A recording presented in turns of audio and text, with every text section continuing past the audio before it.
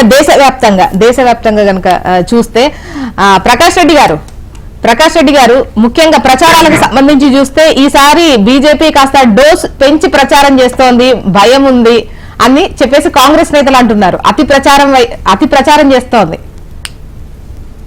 నేను ఒకటి మాట చెప్తాను మేడం, నాకు జోక్ కూడా ఇస్తారు. మీకు స్టార్ క్యాంపెయినర్స్ ఎవరెవరు అంటే మాకు స్టార్ క్యాంపెయినర్స్ లో రాహుల్ గాంధీ కూడా మా స్టార్ క్యాంపెయినర్ అండి.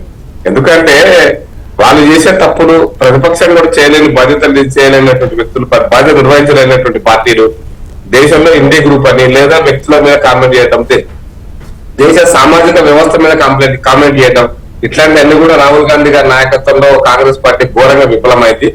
అయితే వాళ్ళు బలహీనంగా ఉన్నారు కాబట్టి మనకు బలంగా కనిపిస్తుంది. మేము కూడా మా ప్రచారంలో మోడీ గారు చాలా ముందే తెలంగాణలో మీరు మన 4వ ఫేజ్ ఎలక్షన్స్ ఉన్నాయి, కానీ మోడీ గారు 4 రోజులు ఇక్కడే ఉండిపోయినాడు. మొన్న ఈ మధ్యలో 3 రోజులు ఇక్కడ హైదరాబాద్ లో 2 రాత్రులు ఉండిపోయినాడు. కాబట్టి మేము సహజంగా మా పార్టీ ఈ రోజు 400 సీట్లు టార్గెట్ పెట్టుకొని ఎన్డీఏ గ్రూప్ గా మేము 370 సీట్లు మా పార్టీకి బీజేపీకి వచ్చేటట్టుగా మా ప్రయత్నం చేస్తున్నాం. తెలంగాణ రాష్ట్రంలో కూడా మెజారిటీ సీట్లు ఖచ్చితంగా డబుల్ డిజిట్ సీట్లు 17 కూడా కావచ్చు, ఆ స్థాయిలో మేము ప్రయత్నం చేస్తున్నాం. చూద్దాం ఏమవుతుంది ఎలక్షన్ అనేది. అయితే వాళ్ళు మేము బలంగా చేస్తున్నాం, అది వాళ్ళు మరింత బలహీనపడ్డారు. పోయిన ఎన్నికల కంటే బలహీనపడ్డారు. ఇండి గ్రూప్ అనేది లేదు, బలహీనపడ్డారు. కాబట్టి వాళ్ళ బలహీన వాళ్ళు 50 దగ్గర నుంచి 20కి వచ్చినారు, మేము 60 దగ్గర నుంచి మేము 90కి పోయినాం. ఆ తేడాలో సహజంగా కనిపిస్తుంది బయట కనిపిస్తుంది, కానీ జరుగుతున్నటువంటి విషయాలు అవే.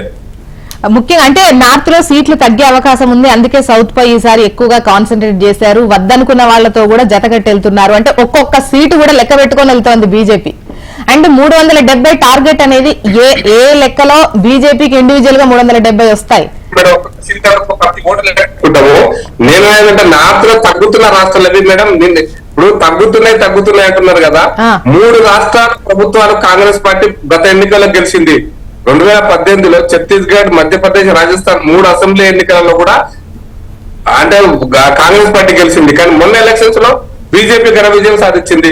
తగ్గుతాయంటే ఎక్కడ తగ్గుతాయో చెప్తున్నారు. తగ్గుతాయి ఏడా?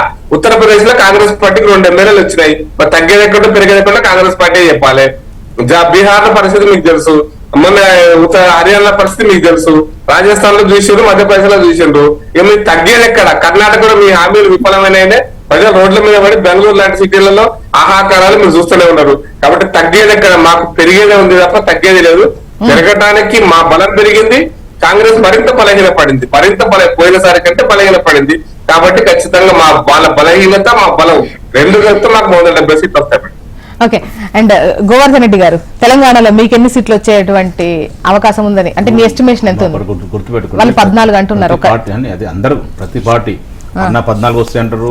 బీజేపీ పార్టీ అక్కడ కూడా 14 వస్తాయి అంటారు. మేము కూడా 14 వస్తాయి అంటారు. ఉన్నాయి 16, 17. ఒకటంటే మాక్సిమం ఎంఐఎం గెలుస్తుంటుంది ఎవరి ఇయర్ ప్రతిసారి.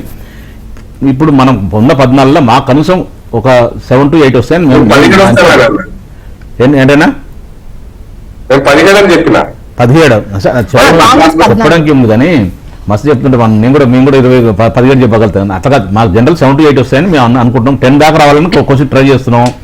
రేవంత్ రెడ్డి 14 ట్రై చేస్తుండ్రు, అన్న 17 ట్రై చేస్తుండ్రు. కానీ వాస్తవ పరిస్థితులలో కాంగ్రెస్ పార్టీకి ఇక్కడ తెలంగాణ రాష్ట్రంలో ఉన్న ఈ 100 రోజులనే కొంత ఇబ్బంది జరిగిన మాట వాస్తవం. విలేజ్లో అరిగోసపడుతుంది. ప్రతి రంగం ఈ రంగం బాగుంది, ఈ రంగం బాగలేదని చెప్పడానికి లేదు. ప్రతి రంగం సంబంధించి తెలంగాణలో కొంత ఇబ్బంది జరుగుతున్న మాట వాస్తవమే. రేవంత్ రెడ్డి గారు ఇందులో ఈ 100 రోజుల్లో కొంత పరిపాలన వెనుకబడిందని చెప్పొచ్చు సార్. వాళ్ళు ఒప్పుకుని నేను వాస్తవం చెప్తాను. ఒక బీఆర్ఎస్ పార్టీ కార్యకర్త కాకుండా నిజంగా ఒక తెలంగాణ బిడ్డగా చెప్తున్నాను. కొంత ఇబ్బంది జరుగుతున్న మాట వస్తుంది. వాళ్ళు ఏమో అసలు తెలంగాణలో కాంగ్రెస్ పార్టీ వస్తే ఏదో పెద్ద మార్పు జరుగుతుందని చెప్పి అనుకోరు. ఏమీ జరగదు, ఉల్టా ఉన్నంత కొలాప్స్ అయిపోతుందని చెప్పి ఇప్పుడు ప్రజలకు అర్థమైపోతుంది. వాళ్ళు వాళ్ళు పెట్టుకున్న పరిస్థితి ఒకటి అటు శ్రీహరి గారి కూతురికి కావ్యకి రంజిత్ రెడ్డి ఇచ్చిన తర్వాత వాళ్ళు గెలుస్తారన్న ఎక్స్పెక్టేషన్ లేదంటే అక్కడ బలహీనంగా ఉండడం, మొత్తానికైతే వెళ్ళి ఇక్కడ మళ్ళీ కాంగ్రెస్ టికెట్ తీసుకున్నారు. అంటే మీరు గెలుస్తారని ఇచ్చారు, గెలవాలనే వచ్చాక వీళ్ళు ఇచ్చారు. సో ఇటువంటి టైంలో బీఆర్ఎస్ కి ఇబ్బంది లేదా? కొంత ఇబ్బంది అయితే అవుతుంది వాస్తవం, ఒప్పుకోవాల్సిందే కంపల్సరీ. కాకపోతే కాంగ్రెస్ పార్టీ నాయకులు ఒకటి చెప్తుందంటే వాళ్ళ తాన నాయకులు కరువు అయిపోయారు.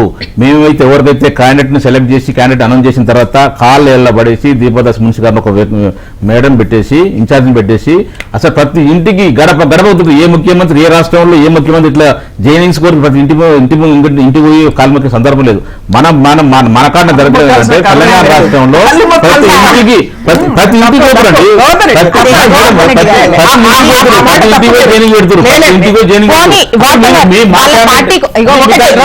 ఆలోచించవచ్చు. మేము అనౌన్స్ చేసినాక తీసుకోవాల్సిన అవసరం ఉంటుంది. చెప్పండి, మీ పార్టీ మునిగిపోతుందని చెప్పేసి మీ పార్టీ ప్రత్యర్థులు పక్కన నల్గొండ సంబంధించిన నాయకులు అనుకోండి, మీ పార్టీని మీకు విరోధులు ఉన్నారు, ఖచ్చితంగా మీ పార్టీ పడిపోతుంది, మీ ముఖ్యమంత్రి పదవి పోతుందని చెప్పి ఈ అన్న కడియస్ వేర్లో తీసుకున్నాం అంటే అసలు మీకు టికెట్ అనౌన్స్ చేసిన తర్వాత మాకు టికెట్ వద్దు మరో మీరు ఇచ్చే పార్టీ వద్దు నాయకులు లేరు కాబట్టి కొంత మీకు అది వస్తుందని చెప్పేసి కొంత మీకు వస్తుందని చెప్పేసి తప్ప ఏం లేదు. మీకు మీ క్యాండిడేట్ లేదా? ఇంత పెద్ద 120 సంవత్సరాల పార్టీ ఉన్నది, మీ క్యాండిడేట్ అనౌన్స్ చేసిన గారి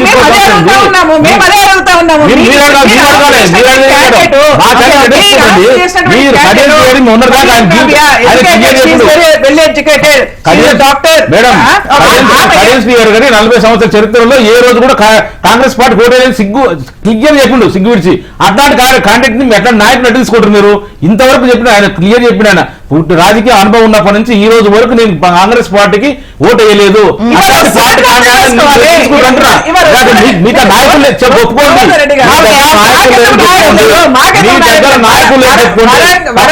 అరువు తీసుకొని ఇస్తున్నాం చెప్పండి, ఒప్పుకోలేదు తప్పదా? నేను జోష్ణ గారు నిన్న ఒక టీవీలో చూశాను, బీఆర్ఎస్ పార్టీ భారతీయ జనతా పార్టీకి వరంగల్ సపోర్ట్ చేయబోతుందని చెప్పి ఒక స్క్రోలింగ్ చూసాను. వాళ్ళ క్యాండిడేట్ కోసం పార్టీలో ఉన్న బాబు మోహన్ ఫోన్ చేసి లేకపోతే ఇంకో ఫోన్ చేసి మీ పార్టీ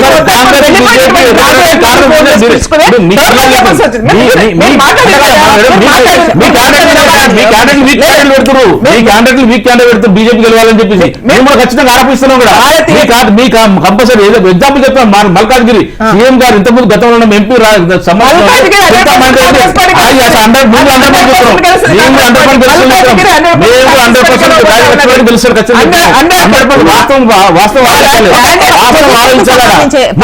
క్యాండిడేట్ లేకనే మీరు ఇద్దరు తీసుకొని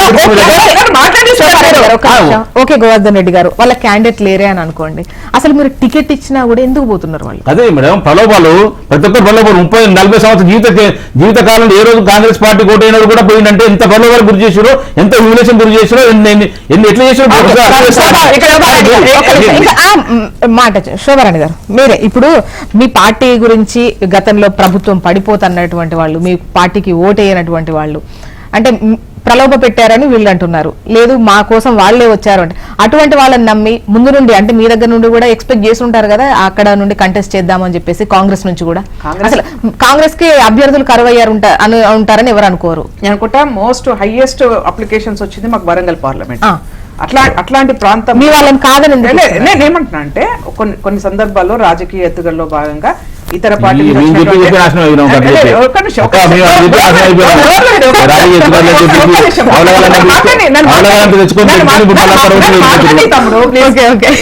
అక్కడ మా క్యాండిడేట్లు బ్రహ్మాండంగా ఉన్నారు. కాకపోతే ఏంటంటే కడియం శ్రీహరి గారు మాట్లాడినటువంటి మనం చూసాం, బీఆర్ఎస్ పార్టీలో అక్కడ ఉన్నటువంటి అవినీతి కావచ్చు, కేసీఆర్ కేటీఆర్ ఆ కుటుంబం అవలంబిస్తున్నటువంటి విధానాలు కావచ్చు,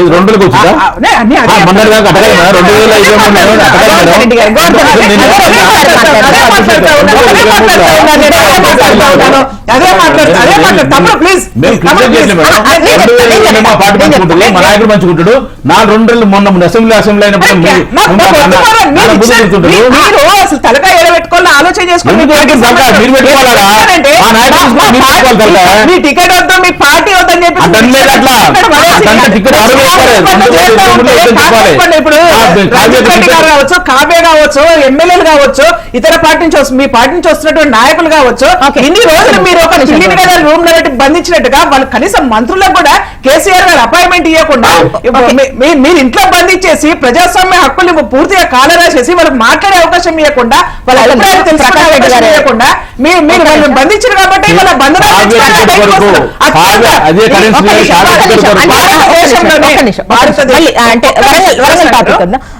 ప్రకాష్ రెడ్డి గారు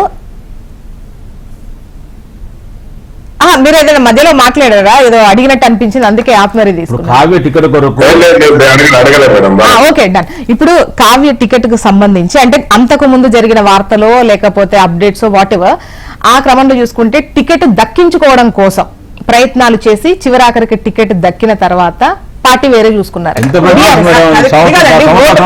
జోస్నా గారు, మనం కూడా ఓటు అడగడానికి పోతున్నప్పుడు మేము ఇది చేసినాము, ఇది ఉంది, లేకపోతే మమ్మల్ని చూసి ఓటు వేయండి అని అడగడానికి పోతాం. మనం వాళ్ళకి ఏమనిపించిందంటే కడియం శ్రీహరి గారు కావచ్చు, మాకు తెలుసు కడియం శ్రీహరి గారి గురించి, వాళ్ళ బిడ్డ కావచ్చు, మేము ఓటు అడగదని పోవాలంటే ఒకవైపు కవిత పోయి లిక్కర్ కేసులలో అరెస్ట్ అయ్యింది, ఒకవైపు ఫోన్ ట్యాపింగ్ అని చెప్పేసి బయటకు వస్తా ఉన్నాయి, అవినీతి జరిగిపోయింది, పక్కనే కాళేశ్వరం కూలిపోయింది, ఇవన్నీ పెట్టుకున్న తర్వాత మేము బీఆర్ఎస్ పార్టీ నుంచి ఓటు అడగాలంటే మాకు నామోష్గా ఉంది, ఇప్పుడు బయటపడ్డాయి కదా ఆఫ్టర్ ఎలక్షన్స్ ఒక్కొక్కటి బయటపడ్డాయి. కాబట్టి మేము ఈ పార్టీ నుంచి పోటీ చేయాలంటే మేము ఏ మొహం పెట్టుకుని ప్రజల మధ్యలోకి వెళ్తాము. కాబట్టి ఈ పార్టీ టికెట్ మాకు అవసరం లేదు. అత్యంత ప్రజాస్వామికంగా ఉన్నటువంటి ఇవాళ దేశంలోనే ప్రజాస్వామ్య పార్టీ అంటే కాంగ్రెస్ పార్టీ, అత్యంత ప్రజాస్వామిక లిబరల్ గా ఉన్నటువంటి పార్టీ కాంగ్రెస్ పార్టీ. కాబట్టి ఈ కాంగ్రెస్ పార్టీ ఈ రాష్ట్రంలో 100 రోజులు అధికారంలోకి వచ్చిన తర్వాత ప్రకాష్ రెడ్డి గారు ఇప్పుడు కాంగ్రెస్ తో పాటు అంటే 2 జాతీయ పార్టీలు కూడా ముఖ్యంగా బీఆర్ఎస్ పార్టీ నుంచి వచ్చిన వాళ్లకు పెద్దపీట వేస్తున్నారు. అండ్ ఈవెన్ కాంగ్రెస్ నుంచి వచ్చిన వాళ్ళకు కూడా మీరు టికెట్లు ఇచ్చినట్టున్నారు. మేడం నేను ఒక విషయం చాలా స్పష్టంగా చెప్తాను మేడం. చెప్పండి మేడం. తెలంగాణ రాష్ట్రంలో ఒక ప్రత్యేక పరిస్థితి అంటే మేడం దేశంలో ఎక్కడ లేని విధంగా, అది ఎవరు బాధ్యులు అంటే నేను గతంలో అధికారంలో ఉన్న 10 సంవత్సరాలు అంతకుముందు 10 సంవత్సరాల బాధ్యులు ఎవరైనా కావచ్చు, కానీ ఈ రోజు ఒక కాంటెస్ట్ చేయడానికి 50 కోట్ల 100 కోట్ల 200 కోట్ల అనేది ఒక సమస్య. డబ్బు లేకుండా పోటీ చేసే పరిస్థితి ఈరోజు తెలంగాణ రాష్ట్రంలో లేదు. మేము ఓట్లు కొనాలి, కొంటున్నాం. ఇక ఇది ఈ రకమైనటువంటి పరిస్థితి 2014కి ఇప్పటికే విపరీతంగా మారిపోయింది మేడం. 2014లో కనీసం ఒక గౌరవంగా కొంచెం ఏదో ఖర్చు పెట్టుకుని కార్యకర్తల కోసం ఖర్చు పెట్టుకుని భోజనాలకు ఇవ్వడానికి సరిపోయిన రోజు నుంచి ఈ రోజున ఈ పరిస్థితి వచ్చింది అంటే దానికి కారణం ఈ గతంలో ఇప్పుడున్నటువంటి పార్టీలు. కాబట్టి అర్థం చేసుకోవాల్సిన పాయింట్ ఏంటంటే కడియం శ్రీహరి గారు కావచ్చు, మీరు కాంగ్రెస్ పార్టీకి కూడా మరి ఎవరు దిక్కులేరని రంజిత్ రెడ్డిని తీసుకురారా? కాంగ్రెస్ పార్టీకి ఎవరు దిక్కులేరని ఇంకొక నాయకుని తీసుకుంటారు. ఇప్పుడు సునీత మహేందర్ రెడ్డి గారు తీసుకున్నారు, దానం నాగేందర్ గారు తీసుకున్నారు. మరి వీళ్ళందరూ కాంగ్రెస్ పార్టీలో వాళ్ళకి క్యాండిడేట్ లేరనే కదా తీసుకుంటుంది. ఒక కడియం శ్రీహరి గారి నుంచి అంటున్నారు, దానం నాగేందర్ గారు ఎక్కడి నుంచి వచ్చారు? మన దగ్గర బీఆర్ఎస్ పార్టీ ఉన్న వ్యక్తే కదా. మీకు అందరూ పొంగులేటి శ్రీనివాసరెడ్డి గారు ఎక్కడి నుంచి వచ్చారు? జూపల్లి కృష్ణారావు గారు ఎక్కడి నుంచి వచ్చారు? ఆ పార్టీ వేరే పార్టీ నుంచి వచ్చిన తుమ్మల నాగేశ్వరరావు గారు ఎక్కడి నుంచి వచ్చారు? మీరు ఎమ్మెల్యే ఎలక్షన్స్ లో కూడా కాంగ్రెస్ పార్టీ పనిచేసింది, కొత్తగా చేస్తలేదు. అందుకోసమనే తెలంగాణ రాష్ట్రంలో ఈ ఆయారాములు గయాములు మనం ఎందుకంటే హర్యానా అనుకునేది, మన ఆయారాములు గయాములు ఇటు పోతారు అటు వస్తారు అటు వస్తారు, అసలు ఎవరు ఏ పార్టీలు ఉన్నారా అనేటువంటి అనుమానం ఉన్నట్టుగానే ఈ రోజు తెలంగాణలో కూడా ఎవరు ఏ పార్టీలో ఏ రోజు ఉంటారో అనే టీఆర్ఎస్ వచ్చిన వాళ్ళకే టికెట్లు ఇచ్చారు. అంటే ఇప్పుడు కేసీఆర్ పంపిస్తే ఇచ్చారా? మరి నేను అనుకో చెప్తాను మేడం, నేను ఒక పార్టీ గురించి మాట్లాడలేదు. నేను ఈ పరిస్థితి తెలంగాణ రాష్ట్రంలో ఒక సంక్లిష్టమైన పరిస్థితి రాజకీయాలలో ప్రభుత్వం నడపడానికి కూడా ఒక ప్రత్యేకమైన పరిస్థితి ఉంది. ఇది పోవాలని కోరుకుంటున్నాం. ఆ పార్టీ నుంచి ఈ పార్టీకి, ఈ పార్టీ నుంచి ఆ పార్టీకి డబ్బు ఆధారంగానే క్యాండిడేట్లను డిసైడ్ చేయడం, లేదనుకుంటే వాళ్ళ యొక్క ఆస్తులు లేదా ఇంకో దాని ఆధారంగా చేయడం అనేటువంటిది గతంలో కూడా బీఆర్ఎస్ పార్టీ చేసింది. లేదా రంజిత్ రెడ్డి ఒక పారిశ్రామిక బీజేపీ కూడా ఎవరు గెలిపించుకోగలరు అన్న అది ఆలోచించే టికెట్లు ఇస్తున్నట్టుంది. కాదు మేడం, ఎవరికి డబ్బు ఎక్కువ ఉంది, ఎవరు ఎక్కువ డబ్బు ఖర్చు పెడితే గెలుస్తారనేటువంటి ఆధారంగా జరుగుతుంది. ఇది ప్రజలు గుర్తించాల్సిందిగా నేను మనవి చేస్తున్నా. మీ ద్వారా ప్రజలు చూసే వాళ్ళకి నేను మనవి చేస్తున్నా. డబ్బు ఆధారంగా కనుక క్యాండిడేట్ల నిర్ణయం, అభ్యర్థుల నిర్ణయం కనుక జరిగితే అది రాబోయే రోజుల్లో ఏ పార్టీ మినహాయించే అవకాశం ఉందా అండి? ఏ పార్టీ లేదు, ఏ పార్టీ లేదు మేడం. దుర్మార్గమైన పరిస్థితి అంటే ఏ కాంగ్రెస్ పార్టీ కానీ మా పార్టీ కూడా ఇలాంటి పరిస్థితి కొనసాగిందంటే మొత్తం పోటీ తట్టుకోవడం కోసం మేము కూడా ఎత్తుక్కోవాల్సిన పరిస్థితి వచ్చింది మాకు కూడా. కాబట్టి ఏ పార్టీ వీటికి అతీతంగా లేదు.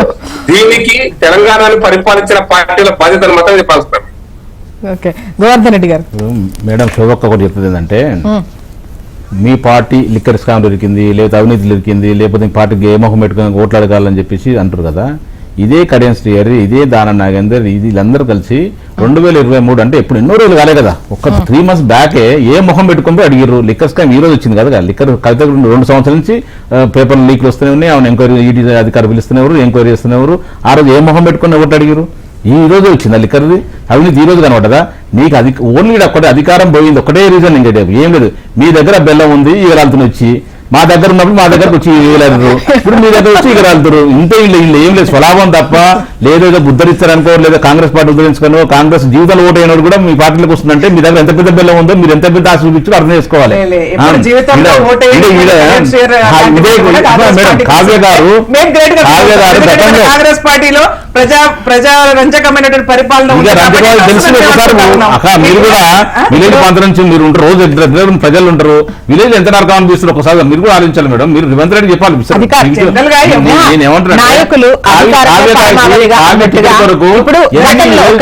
గతంలో కాంగ్రెస్ నుంచి పెద్ద ఎత్తున వెళ్ళిపోయారు, అంటే అధికారం లేకపోయేసరికి కష్టాల్లో ఉన్న పార్టీని వదిలేసి వెళ్ళిపోయారు. ఇప్పుడు అక్కడ అధికారం పోగానే అక్కడ కష్టాలు మొదలయ్యాయి, అదే జనాలు మళ్ళీ ఇటు వచ్చారు. అంతే. రేపేంటి మన ప్రకాష్ రెడ్డి గారు అడుగుతారండి. యాక్చువల్ గా జూమ్ లో ఉన్నప్పుడు మనం కొంచెం ఎక్కువ టైం ఇవ్వాలి, ఎందుకంటే సరిగా ఆ వాయిస్ మనకు రీచ్ అవ్వడం. మీ పదానికి జోడిస్తున్నా మేడం, ఈ రాష్ట్రంలో అధికార పార్టీలోనే ఉండాల్సిన పరిస్థితి ఈ రోజు క్రియేట్ అయింది. అధికార పార్టీలు ఏ నాయకుడు అధికార పార్టీలో ఉండాల్సిందే, ప్రతిపక్షంలో ఉండి పోరాటం చేయలేమని వస్తుంది. అధికార పక్షం ఎందుకు వస్తుందంటే నా అభిప్రాయం చాలా స్పష్టంగా చెప్పదలుచుకున్నా, ఎప్పుడైనా సరే బాగా డబ్బు సంపాదించుకున్న వాళ్ళు తమ ఆస్తులు కాపాడడం కోసం, అక్రమ సొమ్ము సంపాదించుకున్న వాళ్ళు ఆస్తులు కాపాడడం కోసమని అధికార పార్టీలోకి వెళ్లాల్సినటువంటి అనివార్య పరిస్థితి. గతంలో కాంగ్రెస్ నుంచి బీఆర్ఎస్ లోకి వచ్చారు, ఇప్పుడు బీఆర్ఎస్ నుంచి కాంగ్రెస్ లోకి పోతున్నారు. ఈ పరిస్థితి రావడం అనేటువంటి ప్రజాస్వామ్యానికి మంచిది కాదని చెప్పదలుచుకున్నా మేడం. పోరాటం చేయాలి, పోరాటం నిలబడాలి, పోరాటంలో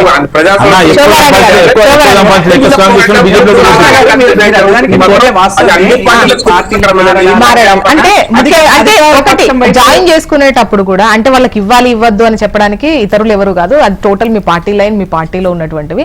కాకపోతే కష్టం ఉన్నప్పుడు వదిలేసి అధికారం రాగానే మళ్ళీ వస్తే రేపటి రోజున ఎటువంటి సిచ్యువేషన్ ఉంటుంది? అంటే ఎప్పుడు పదవులు గానీ అధికారం ఎప్పుడు శాశ్వతం కాదన్న దానికి నిదర్శనం. అంటే ఈ 10 ఏళ్ల రాష్ట్రం ఏర్పడడం, 10 ఏళ్లు పరిపాలించడం, తర్వాత పక్కకు వెళ్ళడం, ఇవన్నీ కళ్ళ ముందే కనిపిస్తున్నాయి. సో ఈ క్రమంలో అధికారం ఎక్కడుంటే అక్కడికి వెళ్లే వాళ్ళను మీరు కూడా ఎంటర్టైన్ చేస్తున్నారా? అంటే ఒకటి, మన భారతదేశంలో ప్రజాస్వామిక దేశమే కదా ఇది, ఎవరికైనా మాట్లాడే హక్కు ఉంది, ఎవరికైనా పార్టీలు మారే హక్కు ఉంది, కాబట్టి దాన్ని ఎవరు తప్పు పట్టలేము. కాకపోతే ఏంటంటే ఉన్న ఓవరాల్ సిస్టమ్ చూసినప్పుడు అందరం కూడా, అంటే ప్రకాష్ రెడ్డితో పాటు మన గోవర్ధన్ అందరం కూడా ఏంటంటే రాజకీయాలకు అతీతంగా మాట్లాడుకున్నప్పుడు ఏంటంటే కొంత ఇబ్బందికరమైన పరిస్థితులే ఉంటాయి. కానీ ఎవరి రాజకీయతలు వాళ్ళకు ఉంటాయి, దానిలో మనం ఏం చేయలేం కదా. ఇప్పుడు 64 సీట్లు వచ్చిన పార్టీని మేము కూలగొడతాం అన్నప్పుడు డెఫినెట్ గా భయం కాదు, మేము చేయాల్సిందే కదా, భయం మాకు ఎప్పుడు లేదు కాంగ్రెస్ పార్టీ. బీఆర్ఎస్ కూడా అదే భయపడింది, అంటే ఒకవేళ డబుల్ ఇంజన్ ఇలాంటి టాక్స్ వచ్చినాయని ఇక్కడ కాంగ్రెస్ ఇక్కడ ఇంటెన్షన్ మీరు గమనించాలి. భారతీయ బీఆర్ఎస్ పార్టీ అధికారంలో ఉన్నప్పుడు ప్రతిపక్ష పార్టీలు ఉండొద్దు అనుకొని చేసింది. ప్రతిపక్ష పార్టీ నేను అదే చెప్తున్నా, ప్రతిపక్ష పార్టీ ఉండొద్దని ఇంటెన్షన్ లో చేశారు. ఇవాళ మేమేం చెప్తా ఉన్నాము, కాంగ్రెస్ పార్టీ అధికారం పోతది అని చెప్పేసి వీళ్ళు మాట్లాడుతున్నారు కాబట్టి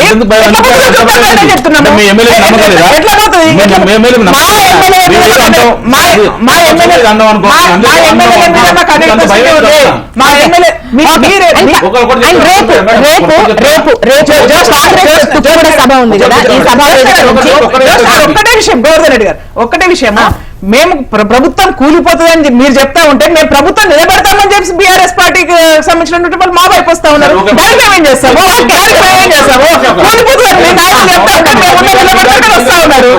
నిజంగా సరే మీ ప్రభుత్వం కూలిపోద్ది అనుకోండి, మీ మీద మీ ఎమ్మెల్యే నమ్మకం లేక భయపడుతున్నారు అనుకోండి, సరే మా పార్టీని తీసుకుంటారు అనుకోండి.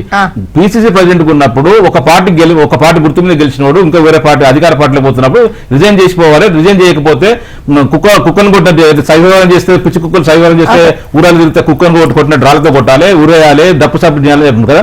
మరి ఇప్పుడు అదే పిసిసి ప్రెసిడెంట్ ముఖ్యమంత్రి అయింది కదా, మరి నిజంగా సార్ మీ ప్రభుత్వం ఎమ్మెల్యే నమ్మకం లేకపోతే మా పార్టీ నుంచి తీసుకుంటున్నప్పుడు రిజైన్ చేసి తీసుకోండి. అంటే గెలవరు నమ్మకం లేదా? Okay. రిజైన్ చేసి తీసుకోండి. లేదు మరి ఏ రాజులతో కొట్టాలి? ముఖ్యమంత్రి ఇప్పుడు ఉన్న రేవంత్ రెడ్డి గారిని కొట్టాలా, లేకపోతే పోయిటని కొట్టాలా, ఎవరు కొట్టాలి? ఏ రాజుతో కొట్టాలి? ఆ మాటల వైపు పక్కన పెడితే తెలుగుదేశం పార్టీకి తెలిసినటువంటి నాయకుని తీసుకొచ్చి మీ మంత్రివర్గంలో పెట్టుకున్నారు. ఓకే. అదే చెప్తున్నాను. Okay, okay. ఇవన్నీ పక్కన పెడితే, ఇవన్నీ పక్కన పెడితే, ఎన్నికలు సమీపిస్తున్నాయి, ఎన్నికలు సమీపిస్తున్నాయి. ముఖ్యంగా ఇవన్నీ ఒక ఎత్తు అయితే ఇచ్చేటువంటి మేనిఫెస్టో, ఏ మేనిఫెస్టో ఇస్తారో దాన్ని బట్టి ప్రజలు కనుక దాన్ని మేనిఫెస్టో నమ్మితే ఓట్లు ఇస్తారు.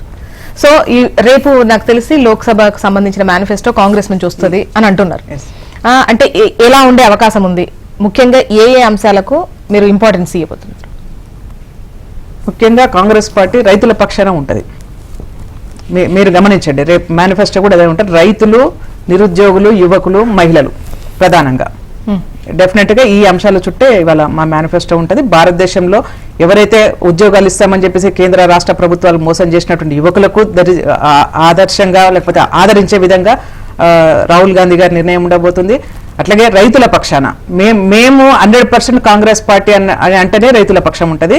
ఇవాళ మీరు అన్నటువంటి మేము ఇచ్చినటువంటి హామీలలో కొంచెం కాలయాపన జరగవచ్చు, లేకపోతే కొద్ది రోజులు వెనుక ముందు కావచ్చు, కానీ డెఫినెట్ గా కాంగ్రెస్ పార్టీ రైతుల పక్షాన ఉండబోతుంది. ఎందుకంటే మనం చూస్తా ఉన్నాం ఢిల్లీలో అనేక రోజులుగా ప్రతిసారి కూడా రైతుల ధర్నాలు జరుగుతూ ఉన్నాయి. ధర విషయంలో కావచ్చు, రైతుల హక్కుల విషయంలో కావచ్చు, మనం చూసినాము. ధర్నాలు కావచ్చు, లాఠీ చార్జీలు కావచ్చు, లేకపోతే ఎంటర్ కానియకుండా ఉండే పరిస్థితి కావచ్చు. భారతీయ జనతా పార్టీ కేంద్రంలో ఉన్నటువంటి ఏ విధంగా అయితే రెస్ట్రిక్షన్స్ పెట్టిందో, రైతు వ్యతిరేక విధానాలు తీసుకుంది, దానికి వ్యతిరేకంగా ఉద్యమాలు చేసినటువంటి పార్టీ కాంగ్రెస్ పార్టీ. కాబట్టి ఇవాళ ఇండియా కూటమి అంటేనే రైతుల పక్షాన ఉండబోతుంది. డెఫినెట్ గా కాంగ్రెస్ పార్టీ రైతుల పక్షాన నిలబడబోతుంది అని చెప్పేసి మేనిఫెస్టో. ప్రకాష్ రెడ్డి గారు ముఖ్యంగా అంటే తెలంగాణ హామీలు చూసిన తర్వాత, అంటే ఆ గెలుపు చూసిన తర్వాత కాంగ్రెస్ మేనిఫెస్టో ఏ విధంగా ఉంటుందో ఒక ఎక్స్పెక్టేషన్ ఉంటది. అంటే జనాలకు కూడా దేశవ్యాప్తంగా ఇటువంటి హామీ ఇచ్చేటువంటి అవకాశాలు ఉంటాయి, ఇన్ని డిక్లరేషన్స్ ఉంటాయి అనేది ఒక క్లియర్. అండ్ బీజేపీకి సంబంధించి మేనిఫెస్టో ఎలా ఉండేటువంటి అవకాశం ఉంది? ముఖ్యంగా మీరు పదే పదే అంటూ ఉంటారు మేము ఉచితాలకు చాలా దూరం అని. ఈసారి సంక్షేమం అటువంటి వాటికి సంబంధించి ఎటువంటి చూస్తే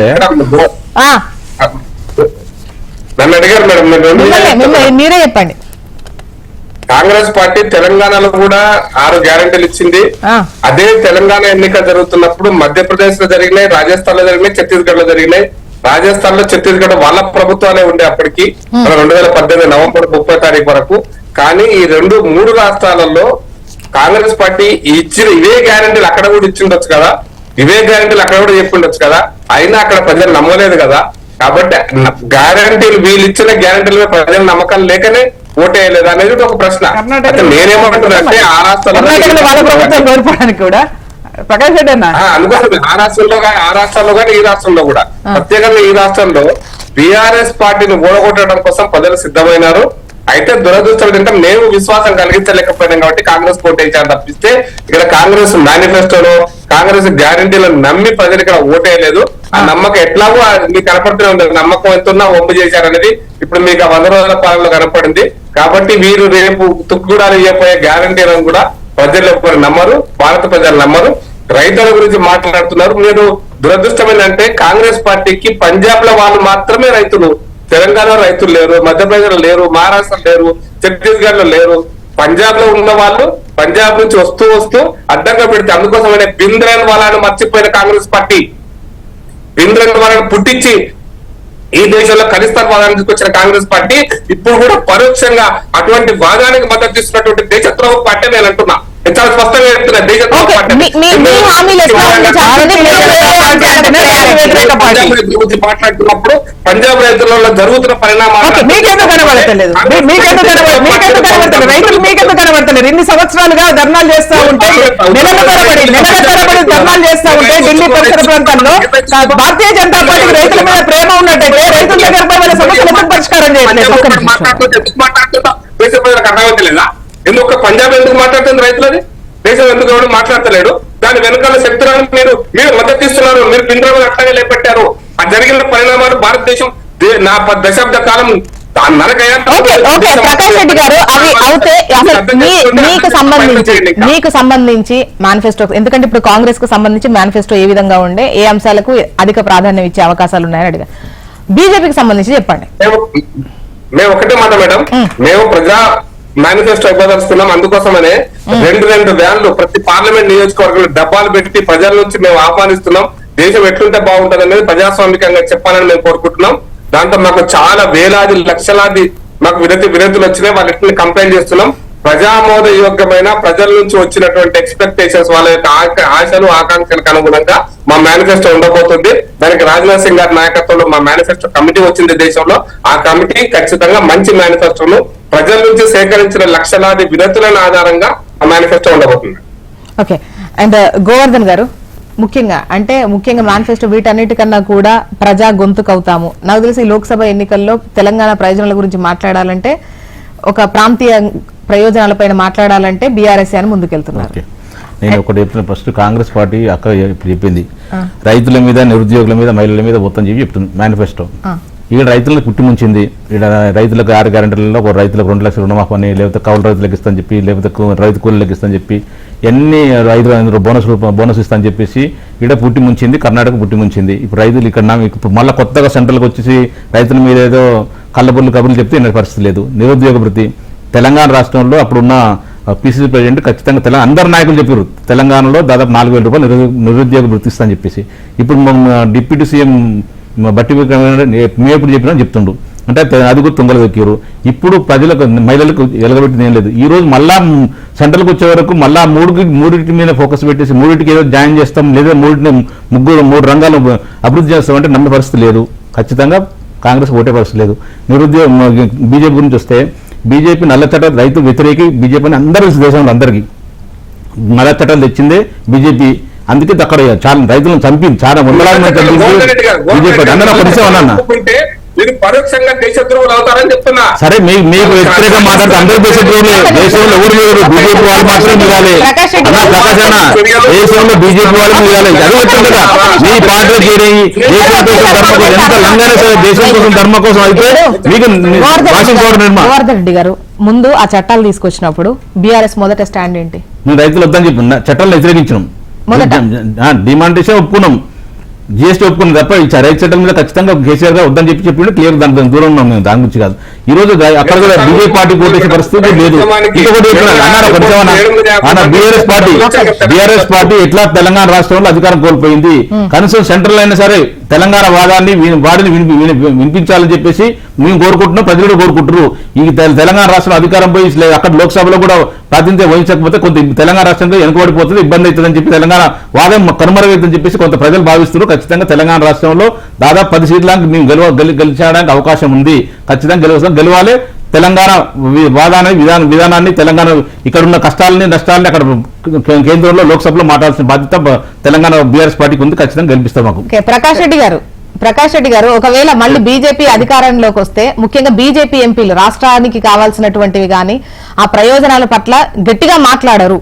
ఏం చేస్తే దానికి ఓకే అన్నటువంటి సమాధానమే ఉంటుంది తప్ప రాష్ట్ర ప్రయోజనాలపై గొంతెత్తి అడిగేటువంటి పరిస్థితి ఉండదు. మేడం, మా గల్లం, మా బలం, మా దళం, మా బలం అని 16 సారు కారు సర్కారు 16 అన్ని మాట్లాడారు మేడం. 2014, 2018లో ప్రజలు నమ్మలేదు. 2014లో కాంగ్రెస్ పార్టీ గెలిచిన సీట్లను కానీ, అప్పుడు వైసీపీ గెలిచిన ఒక సీట్ కానీ అన్ని మొత్తంలో కలుపుకొని 15 మంది ఎంపీలు 2014 నుంచి 2018 దాకా ఢిల్లీలో భారత పార్లమెంట్ లో తెలంగాణ నుంచి ఉన్నారు మేడం. ఏం గొంతు విప్పిందో, ఏం అరిసిందో, మీ గలమేమైందో, మీ బలమేమైందో, మీది దళమేమైందో తెలంగాణ ప్రజలు చూసారు. మొన్నటిసారి 9 పార్లమెంట్ సీట్లు ఇచ్చారు. 85 అసెంబ్లీలు, 88 అసెంబ్లీలు ఇచ్చిన పార్లమెంట్ వరకు 9 ఇచ్చిండ్రు. మా 9 పార్లమెంట్ సభ్యులు మీ గలాన్ని మూగమైందా, మీ బలవేడికి పోయింది, మీ గలవేడికి పోయింది.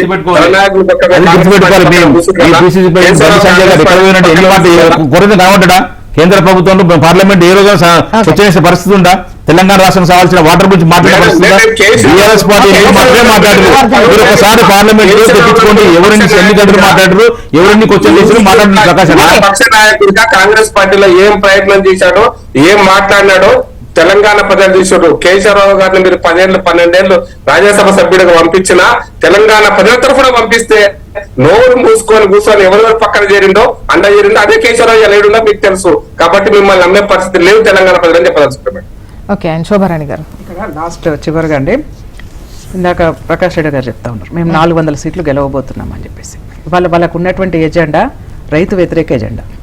ఫస్ట్ భారతదేశంలో భారతీయ జనతా పార్టీ అంటేనే రైతు వ్యతిరేక ప్రభుత్వంగా ముద్రపడ్డది. రెండోది వాళ్ళు పట్టుకున్నటువంటి జనాలకు అర్థం కాక ముఖ్యంగా ప్రతిపక్షంలో ఉన్నటువంటి కాంగ్రెస్ దాన్ని తప్పుడు చట్టంగా నల్ల చట్టంగా ప్రొజెక్ట్ చేస్తోంది, కానీ అది రైతులకు మేలు చేసేదే. రైతు ప్రభుత్వమే ఆ ప్రభుత్వం అంటుంది. రైతులే కదా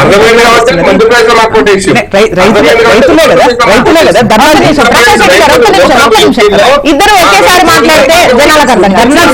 ధర్నాలు చేస్తున్నది రైతులే కదా. ఒకవేళ నల్ల చట్టాలా మంచి చట్టాలు అనేది ప్రభుత్వం ఎందుకు డిస్కషన్ చేయట్లేదు? చర్చలకు ఎందుకు ఎందుకు ఇంప్లిమెంటేషన్ చేయట్లేదు? రెండోది వాళ్ళు భారతదేశంలో రెండే ఎజెండాలు పెట్టుకున్నారు. ఒకటి భారతీయ జనతా పార్టీ ఫస్ట్ ఏం చెప్తారు వాళ్ళు, నేషన్ ఫస్ట్, పార్టీ సెకండ్, వ్యక్తి లాస్ట్ అని చెప్తారు. అంటే అదేదో ఉంటుంది వాళ్ళ కొటేషన్ 3 అంశాలు. ఇవాళ ఏం చేసారు, మొత్తం అన్ని పక్కకు పోయింది. ఫస్ట్ తీసుకొచ్చి నరేంద్ర మోడీని పక్కన పెట్టారు. భారతీయ జనతా పార్టీ పక్కన పోయింది కదా, పార్టీ పక్కన పోయింది. నరేంద్ర మోడీ బొమ్మను చూసి ఓటేయమని చెప్పుకునే పరిస్థితికి ఇవాళ భారతీయ జనతా పార్టీ దిగజారిపోయింది. రెండో అంశం ఏం చెప్తా ఉన్నారు, రాములవారి గుడి. రాములవారి గుడి అంటే భారతీయ జనతా పార్టీ వాళ్ళే హిందువులు కాదు కదండి, అందరం హిందువులమే.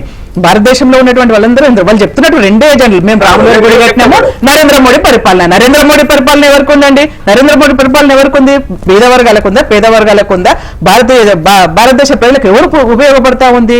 కేవలం పెట్టుబడిదారులకు ఉపయోగపడే పరిపాలన తీసుకొస్తా ఉన్నారు. రెండోది వాళ్ళు చెప్తున్నది 370 సీట్లు. మేము వాళ్ళు చెప్తా ఉన్నాం. ఆ రోజు వాజ్పేయి గారు ప్రభుత్వంలో కూడా చెప్పారు, భారత్ వెలిగిపోతుందంటే మొత్తం చీకటి చేసేసి ఓడగొట్టేసారు. ఇవాళ కూడా మేము చెప్తా ఉన్నాం, ఇవాళ నరేంద్ర మోడీ గారు మరి ఔర్ ఏక్ బార్ నరేంద్ర మోడీ పరిపాలన, మేము ఔర్ ఏక్ బార్ భారత్ బచావో అని చెప్తా ఉన్నాం. కాంగ్రెస్ పార్టీ ఔర్ ఏక్ బార్ భారత్ బచావో. ఇవాళ భారతదేశాన్ని రక్షించుకోవాల్సిన అవసరం ఉంది. ప్రజాస్వామ్య హక్కుల కోసం ఇవాళ భారతదేశంలో కాంగ్రెస్ పార్టీ అధికారంలోకి రావాలి.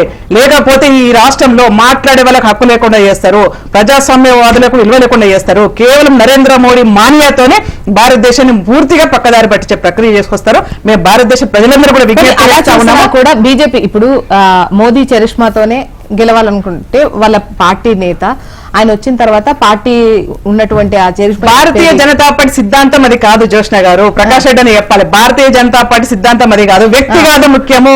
ఇవాళ నేషన్ ఏమంటారు, నేషన్ ఫస్ట్ అని చెప్తారు. అట్లాంటిది వాళ్ళు నేషన్ ఫస్ట్ పోయింది, వ్యక్తి ఫస్ట్ వచ్చారు. భారతీయ జనతా పార్టీలోనే నరేంద్ర మోడీ గారి మాన్యా తీసుకొచ్చారు. నరేంద్ర మోడీ గారిని చూసే ఓటే, భారతీయ జనతా పార్టీని కాదు.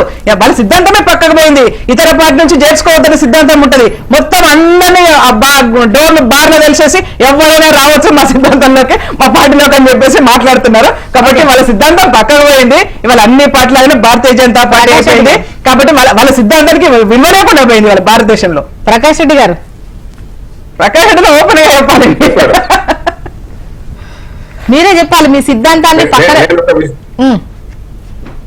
నేను ఒక విషయం చెప్తా మేడం, ఈ దేశంలో నేషన్ ఫస్ట్ అనేటువంటిది మోడీ గారికి కూడా నేషన్ ఫస్ట్. అందుకోసమే భారత్ మాతకి చేయడమే మా యొక్క నినాదము. ఆ నినాదం మారలేదు.